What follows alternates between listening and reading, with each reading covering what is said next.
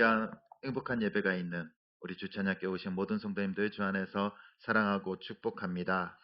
오늘은 예수님께서 부활하신 부활 주일입니다. 그래서 우리 인사를 함께 힘차게 외쳐보겠습니다. 예수님은 부활하셨습니다. 네, 더 크게 예수님은 부활하셨습니다. 네, 아멘. 이 우리의 인사말이요, 우리의 삶의 고백이 되기를 간절히 소원합니다. 우리 사랑하는 성도님들은 사람이 부활했다는 이야기를 들어본 적 있습니까? 이 세상에 수많은 종교 창시자들이 있습니다. 그러나 그들이 부활했다라는 말은 들어본 적 없습니다. 오직 예수님만이 부활하셨다라고 말씀하고 있습니다. 그래서 석가모니는 이미 이제 그 화장을 했죠. 그래서 그가 죽었다는 사실은 뭘로 알 수 있습니까? 그의 사리를 통해서 그가 죽었음을 알 수 있습니다. 또한 마호메트도 그의 무덤이 있습니다. 공자도 무덤이 있어요. 모든 사람들은 다 무덤이 있지만 예수님에게는 무덤이 없어요. 그냥 예수님이 잠시 3일 동안 있었다가 부활하신 그 빈 무덤밖에 없다라는 사실입니다. 오늘은 바로 그 예수님의 부활을 기념하는 부활주일입니다. 우리 사랑하는 성도님들은 그 예수님의 부활을 확실히 믿으십니까? 확실히 믿으십니까? 최근에 예수는 역사다라는 영화가 재개봉되었습니다. 이 영화는요, 2017년도에 제작이 되었습니다. 그리고 지금 이제 극장에서 다시 재개봉하고 있습니다. 이 영화는 뭐 책으로 먼저 나왔습니다. 예수는 역사다라는 책이 먼저 나왔고요. 그리고 그것이 영화로 만들어지게 됩니다. 이 영화의 주인공이자 실존 인물인 리 스트로벨이라는 사람은요, 1980년에 그 신문 기자로 승승장구하게 됩니다. 그는요, 예일대 로스쿨을 졸업한 후 그 시카고에 있는 이제 유명한 일간지의 기자로 저널리스트로 들어가게 됩니다. 그리고 거기에서 이제 계속 초고속 진급을 하게 됩니다. 그는 아내와 딸과 어느 날 이제 화목한 가정을 만들고요. 그리고 이제 식당에 가서 맛있게 식사를 하게 됩니다. 근데 그때 딸이 사탕을 먹다가 이게 기도가 막히는 거예요. 예, 숨이 막히는 겁니다. 그러자 그 식당에 있던 이제 한 간호사 출신이 여자가 그 딸을 구해줍니다. 구해줘요. 근데 그 여자가 이제 복음을 증거하게 되고요. 그로 인해서 그 아내가 예수님을 믿게 돼요. 신앙생활을 시작하는 겁니다. 그 전까지는 무신론자였지만 신앙생활을 시작하는 거예요. 그리고 너무나도 열심히 이 아내가 신앙생활을 하는 겁니다. 그러자 이 남편이요, 불만을 품습니다. 이 여자가 미쳤구나. 우리 옛날에 예수님 열심히 믿고 교회 열심히 다니면요, 남편들이 막 뭐라 그러잖아요. 안 믿는 남편이, 믿는 남편 말고 미쳤다고, 세뇌당했다라고 생각을 하게 됩니다. 그래서 이 스트로베리라는 사람이요, 이 헛된 종교의 가르침에 세뇌당했다라고 생각해서 그 종교를 파헤치기 시작해요. 기독교를 파헤치기 시작합니다. 그 목적은 이 거짓됨을 증명해서 아내가 신앙을 포기하도록 만드는 것이었어요. 그래서 이 스트로베리라는 사람이요, 각가지 모든 방법을 동원해서 이 예수가 거짓이라는 것을 증명하라고 했습니다. 그래서 약 2년 넘도록 각 분야의 전문가들을 만나서 인터뷰를 해요. 성경학자, 신학자, 의학자, 과학자, 그 다음에 뭐 심리학자까지 다 만나서 이 성경에 관한 그 기록들이 진짜인지 가짜인지 현대 과학적으로 증명하려고 애를 씁니다.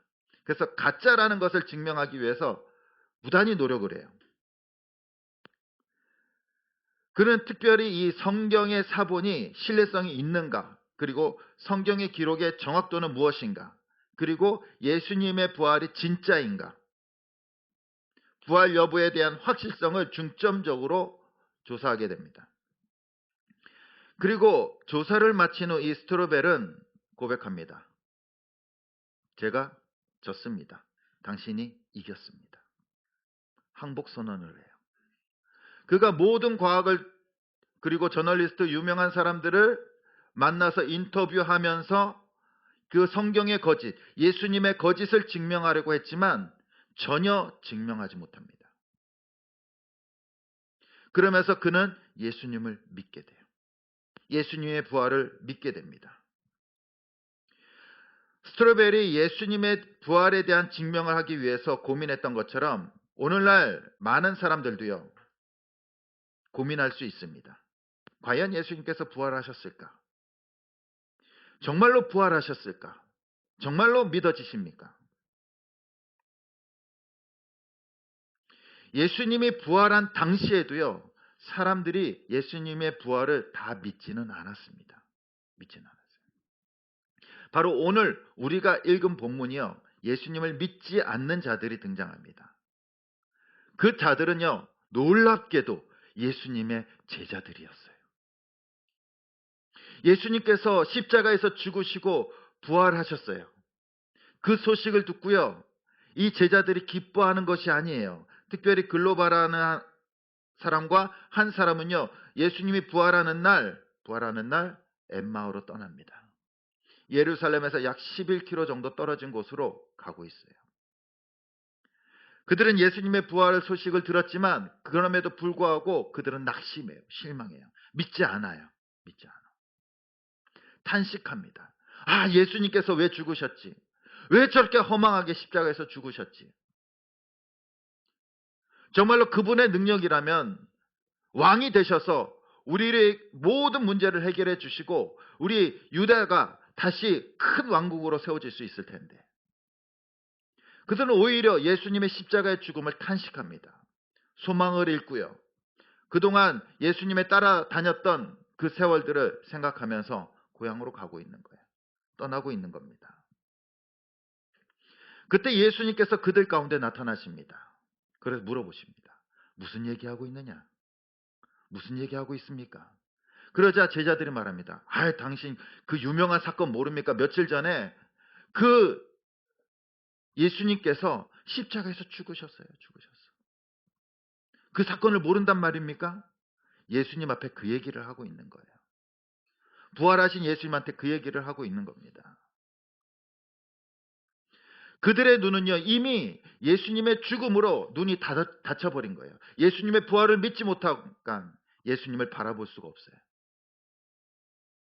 예수님이라고는 자신들에게 말을 걸어주시고 지금 함께 걸어가고 있는 사람이 예수님이라고는요, 조금도 생각하지 못합니다. 그들의 마음속에 이미 예수님은 죽었기 때문이에요. 다시 살아날 수 없는 존재였기 때문입니다. 예수님이 부활하셨음에도 불구하고 그들은 예수님을 바라보지 않게 돼요. 그 두 사람은요, 예수님이 부활하셨다라는 사실을 들었어요. 그리고 부활하신 예수님과 함께 걸어가고 있음에도 불구하고 믿지 않고 있습니다. 오늘날 엠마오로 가는 그 제자들처럼 예수님의 부활을 믿지 못하는 사람들이 있습니다. 만약 예수님의 부활을 믿는다면요, 많은 사람들이 예수님을 믿을까요? 안 믿을까요? 당연히 믿겠죠. 우리가 예수님을 믿는다는 것은요, 예수님께서 십자가에서 죽으시고 부활하신 사실을 믿는 거예요. 예수님을 믿지 않는다는 것은요, 예수님께서 나를 위해서 십자가에서 죽으시고 부활하셨다는 사실을 믿지 않는다는 겁니다. 즉, 예수님을 믿지 않는다는 것은요, 예수님의 부활을 믿지 않는 거예요. 믿지 않는 거예요.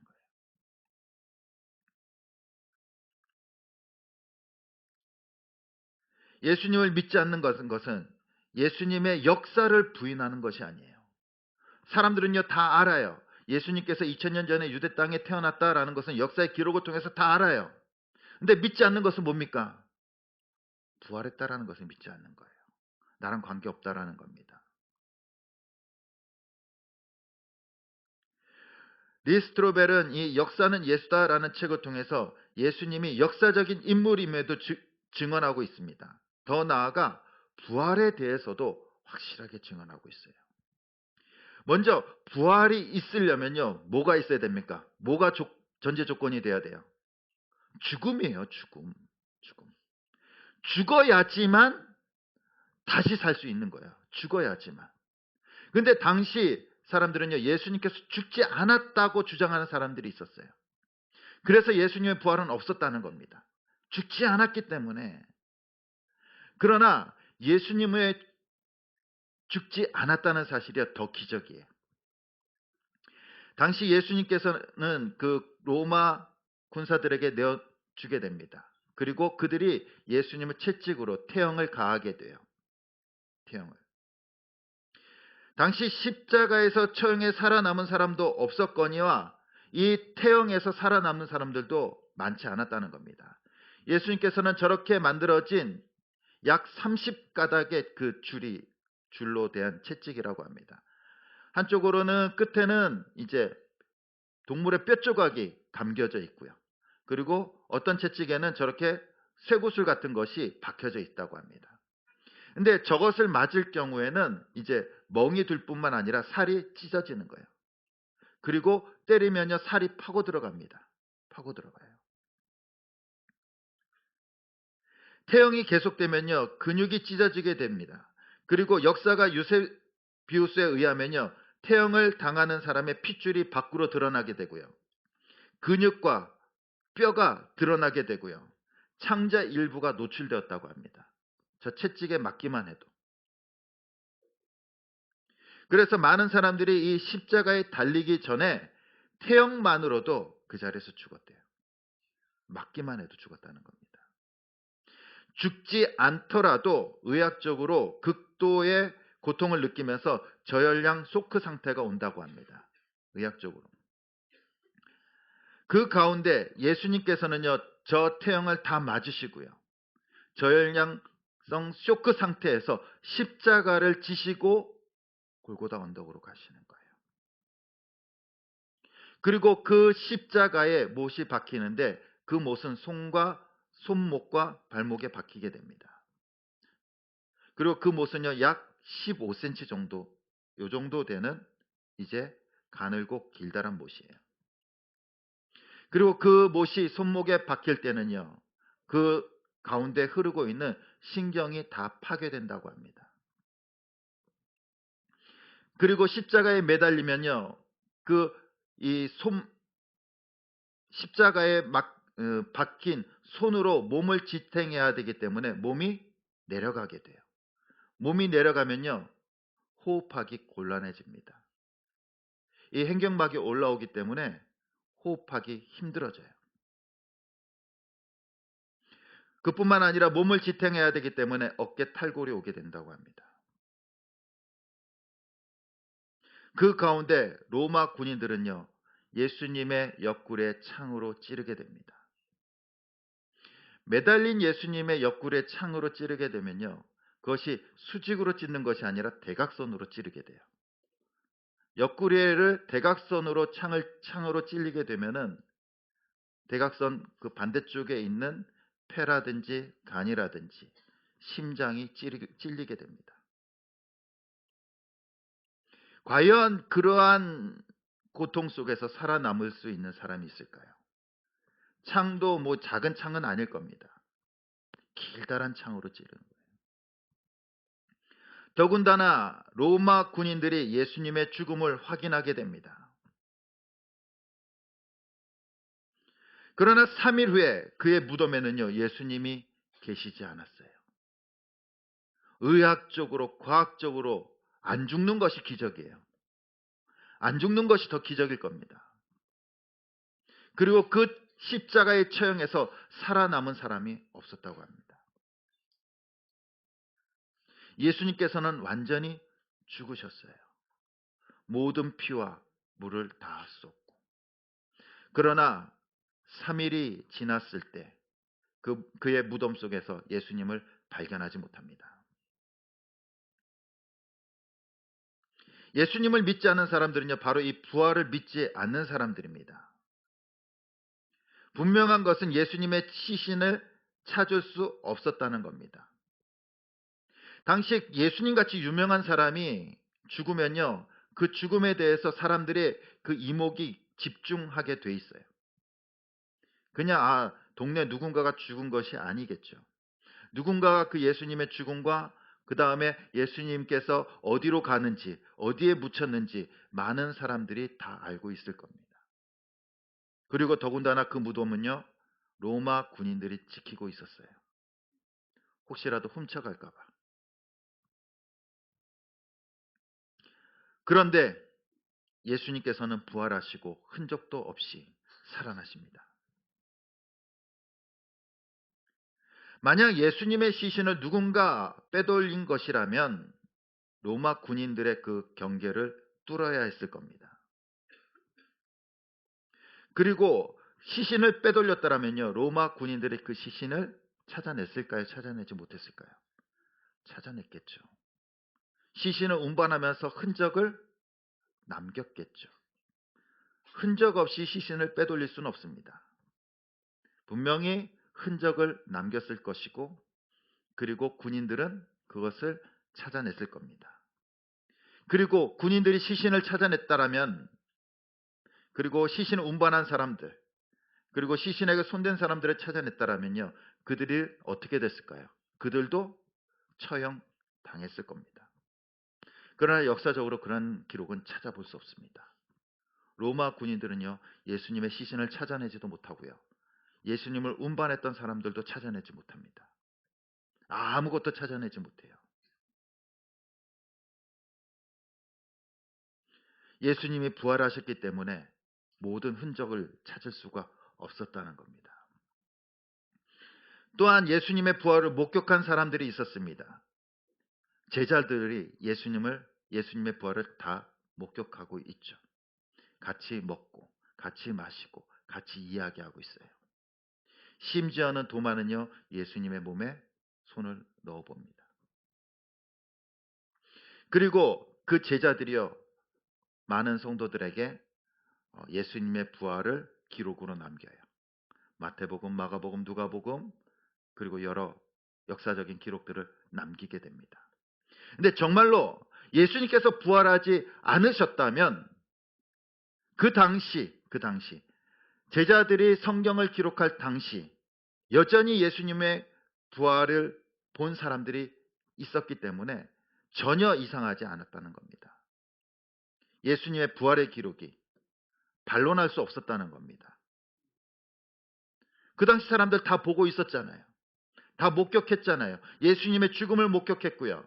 그 당시 사람들이 예수님의 부활을 다 목격했어요. 그렇기 때문에 성경에 기록된 것이 전혀 이상할 것이 없었다는 겁니다. 뿐만 아닙니다. 예수님께서는 제자들에게 나타나셨을 뿐만 아니라 고린도전서에 보면요, 500여 형제들에게 한꺼번에 나타나십니다. 한 명이 아니에요. 한두 명은 속일 수 있어도요, 수백 명은 속일 수 없다라는 겁니다. 그 수백 명이 예수님을 보았기 때문에 예수님이 부활하셨다는 말에 어느 누구도 반론을 제기하지 않습니다. 심지어 로마 군사들도요. 더 이상 그들을 잡을 수가 없었어요. 그리고 결정적인 부활의 증거가 있습니다. 그것은 바로 제자들 자신들이었어요. 예수님을 믿는 사람들 그 자신들이었습니다. 예수님의 제자들은 예수님의 부활을 목격하고 예수님의 하나님의 아들 되심과 그리고 구원자 되심을, 그리고 십자가에서 죽으시고 부활하셨음을 증거합니다. 그리고 그 증거 때문에 그들은요, 순교당해요. 순교당해요. 세상에 만약에 예수님의 부활이 거짓이라면 죽고 사라지셨다면요, 어느 누구가 그 거짓 때문에 자신의 목숨을 내어놓을 수 있습니까? 어느 누구가 죽은 사람을 위해서 자기의 산 생명을 내어놓을 수 있는 사람이 있을까요? 없어요. 이 세상에 그런 사람은 아무도 없습니다. 죽은 사람은 죽은 사람이고 난 살아야죠. 근데 죽은 사람 때문에 내 생명을 내어놓는 사람은 없다라는 겁니다. 예수님의 제자들 사도 요한 빼고는요, 다 순교를 당하게 됩니다. 그들의 그 순교를 통하여 그 믿음이 거짓이 아니라는 것을 보여주고 있는 거예요. 예수님께서 십자가에서 죽으시고 부활하신 것이 참된 진실이라는 것은 그들의 생명을 통해서 증거하고 있는 거예요. 그들이 예수님을 증거할 때 그들에게 유익이 있었습니까? 유익이 있으면요, 증거할 수 있겠죠. 그러나 그들에게 유익이 하나도 없었어요. 오히려 예수님께서 죽으시고 부활하신 그 부활을 증거하는 가운데 그들에게는 늘 고통이 있었고요, 고난이 있었고 아픔이 있었어요. 괴로운 인생을 살아갔다라는 겁니다. 쫓기는 인생을 살아갔고요, 세상 어느 누구보다 더 힘든 인생을 살았어요. 과연 거짓 때문에 자신의 인생을 그렇게 내어놓는 사람이 있을까요? 그들이 그러한 인생을 살았다는 것은 그들의 삶을 통하여 예수님께서 참된 구주 되시고 진리 되심을 그의 삶을 통하여 증거하고 있다라는 겁니다.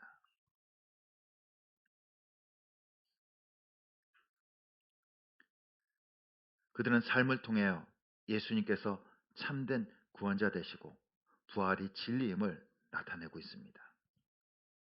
예수님의 부활은요, 과학적이거나 이성적으로 믿기보다는요, 우리는 부활을 목격한 그들의 삶을 통해서 우리는 더 그것을 확신할 수 있다라는 사실입니다. 우리가 예수님이 죽을 때를 보지 않았습니다. 예수님께서 십자가에 못 박히신 것을 내 눈으로 보지 않았습니다. 그러나 우리는 그것을 어떻게 믿을 수 있습니까? 그들의 증거를 통해서, 생명을 건 증거를 통해서, 자신의 목숨들을 내어놓은 증거를 통해서 우리는 그 사실을 믿을 수 있는 겁니다. 그리고 그 주님께서 오늘도 우리에게 다가오셔서 그 예수 그리스도를 믿게 하여 주신 줄 믿습니다. 우리 사랑하는 성도님들, 예수님의 부활을 믿으십니까?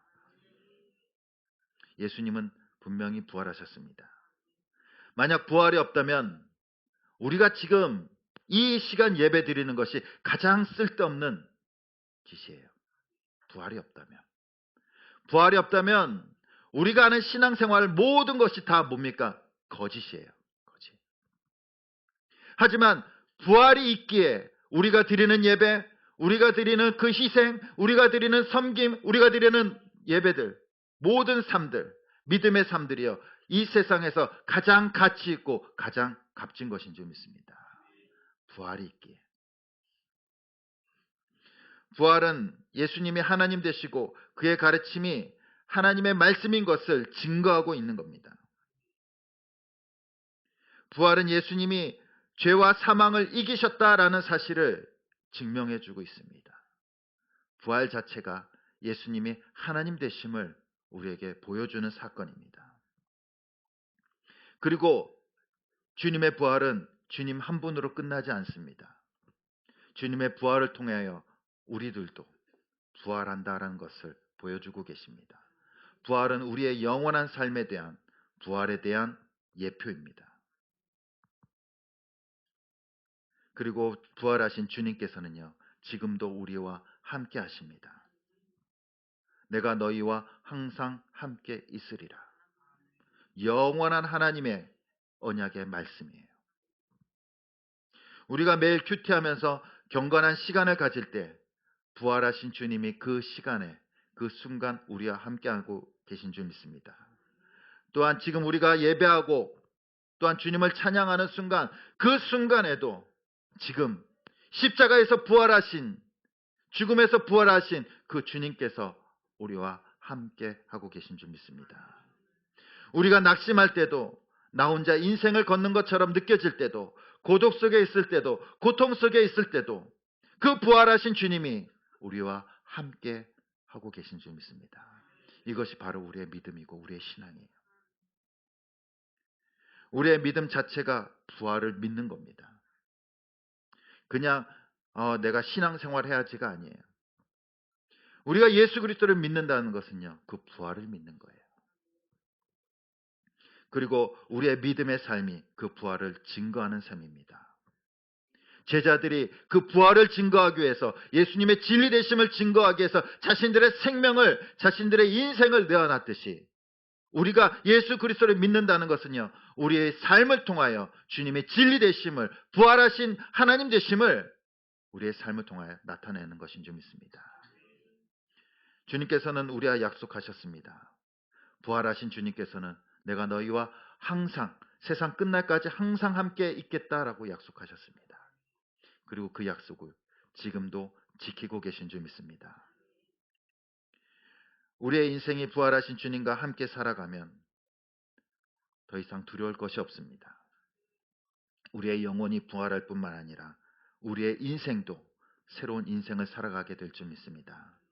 날마다 우리의 마음속에, 우리 믿음 속에 그 예수 그리스도의 부활, 나를 위해서 죽으시고 부활하신 그 주님을 믿으며 그 주님과 함께 부활의 인생, 새로운 인생을 살아갈 수 있는 저와 여러분들이 될 수 있기를 간절히 주님의 이름으로 축원드립니다.